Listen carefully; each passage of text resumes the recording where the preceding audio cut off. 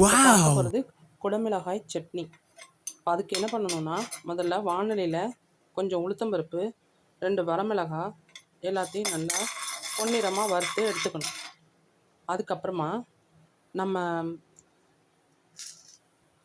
Capsicum 1, பெரிய வெங்காயம் 1, 2 தக்காளி, 2 பச்சை மிளகா, இது எல்லாத்தையும் இந்த உளுத்தம்பருப்பை வறுத்து எடுத்ததுக்கு அப்புறமா அந்த சட்டியிலே போட்டு நம்மளும் நல்லா வதக்கி எடுத்துட்டு உப்பு போட்டு அரைச்சிட்டு கடுகு இதெல்லாம் தாளித்து கொட்டினோன்னா குடமிளகாய் சட்னி ரெடி. அது இட்லி, தோசை, சப்பாத்திக்கு நமக்கு யூஸ் ஆகும். ட்ரை பண்ணி பாருங்கள். இப்போது நான் இது நல்லா வதங்கிடுச்சு எல்லாம். இந்த ஸ்டேஜில் நல்லா ஒரு பிடிச்சபடி நம்ம ஒரு பொட்டுக்கடலையை இதோடு சேர்த்துட்டு உப்பு சேர்த்து மிக்சியில் நம்ம அரைச்சிக்க வேண்டியதான்.